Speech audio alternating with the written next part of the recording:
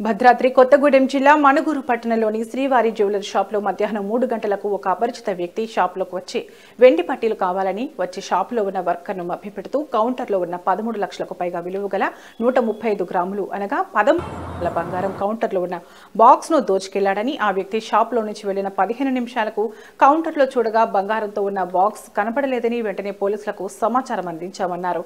పోలీసులు షాప్లో ఉన్న సీసీ ఫుటేజ్ను పరిశీలించారని కేసు నమోదు చేసి దర్యాప్తు చేస్తామని అన్నారని షాప్ యజమాని తెలిపారు.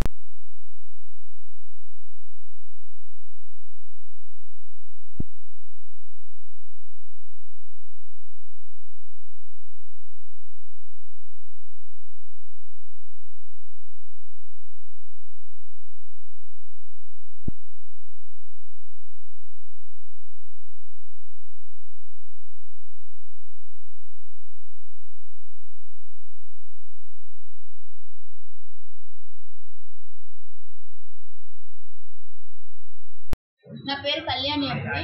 మా షాప్ పేరు శ్రీవారి జ్యువెలరీస్ అండి. మధ్యాహ్నం 2 గంటలప్పుడు మేము భోజనానికి వెళ్ళాము. షాప్లో వర్కర్ ఉంది. తర్వాత అమ్మాయి 3 ఫోన్ చేస్తే కిందికి వచ్చారు. కిందికి వచ్చినప్పుడు అతను ఏం చేశాడంటే వెండి ఐటమ్స్ చూపిస్తాము కాటా పెట్టి ఎంత అయితే ఏంటి అని అడిగాడు.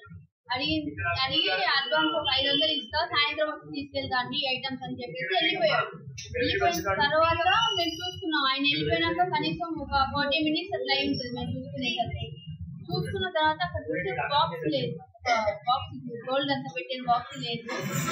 సీసీ కెమెరాలో చెక్ చేసినప్పుడు అతను తీసాడని తెలిసింది. వెంటనే పోలీసులకు వాళ్ళకి ఇన్ఫర్మేషన్ ఇవ్వడం జరిగింది. ఎంత ఉంటుందమ్మా?